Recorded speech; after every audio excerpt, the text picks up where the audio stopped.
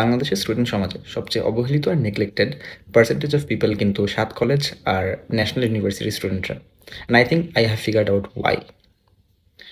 আমি ভিডিও শুরুর আগেই বলে নিই যে এই ভিডিওর উদ্দেশ্য কোনো সেকশন অফ পিপলকে অফেন্ড করা না বা হার্ট করা না। I am just stating facts that I've observe over the years and যেটা সমাজে কারেন্টলি চলছে। সো সাত কলেজে ইউজুয়ালি কারা পড়ে বা ন্যাশনাল ইউনিভার্সিটিতে কারা পড়ে? ধরেন আপনি একটা পাবলিক ইউনিভার্সিটির এক্সাম দিলেন বা অনেকগুলো পাবলিক ইউনিভার্সিটি তো এখন বেড়ে গিয়েছে অনেক, সেখানে এক্সাম দিলেন, আপনার হলো না, অ্যান্ড আপনার ফ্যামিলি অতটা ওয়েল অফ না যে আপনি প্রাইভেটে পড়বেন। সো তারাই ইউজুয়ালি সাত কলেজে বা ন্যাশনাল ইউনিভার্সিটিতে ভর্তি হয়ে থাকে। সো সেই ক্ষেত্রে আমরা দুইটা কমন প্যাটার্ন দেখতে পারি। Either there family are not well of, তারা একটা ভালো এডুকেশন পায়নি বা অ্যাক্সেস পায়নি, হয়তো বাংলাদেশে কোনো একটা অজপাড়া গায়ে কোনো একটা স্কুল কলেজে পড়াশোনা করেছে, বা ঢাকারই কোনো একটা স্কুলে যেখানে এনাফ ভালো টিচার্স ছিল না বা ভালো এডুকেশন পায়নি, যার ফলে সে অ্যাডমিশনও খুব একটা আউটস্ট্যান্ডিং রেজাল্ট করতে পারেনি, and it's not their fault.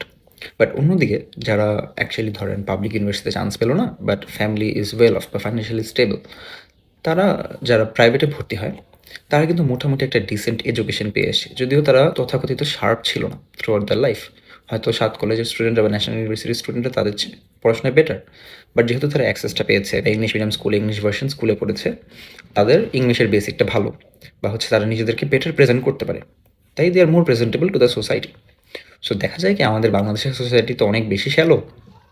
আমরা জাজ করি কে কতটা knowledgeable in terms of their English language speaking capability. আমাদের যে দুইটা প্যারামিটার টু জাজ পিপল, একটা হচ্ছে ওয়েলথ আর একটা হচ্ছে এডুকেশন, এই দুইটা দিক থেকেই সামাজিক দিক থেকে পিছিয়ে। বাট খেলাটা ঘুরে যায় কখন জানেন? যখন এই সাত কলেজের বা একটা ন্যাশনাল ইউনিভার্সিটি স্টুডেন্ট কোনো একটা ভালো জব ক্র্যাক করে বা সোশ্যাল একটা ভালো স্ট্যাটাসে পৌঁছে যায়। বাট এটার প্রবাবিলিটি খুবই low because of the two reasons. কারণ বিসিএস পরীক্ষায় বা কোনো একটা সরকারি চাকরির পরীক্ষায় আপনার কিন্তু নলেজের ডেপথ টেস্ট করা হয় না, টেস্ট করা হয় কি আপনার বেসিক কতটা ভালো বাংলা ইংলিশের, আর আপনি সাধারণ জ্ঞান কতটা মুখস্থ করতে পারেন, দ্যাটস ইট।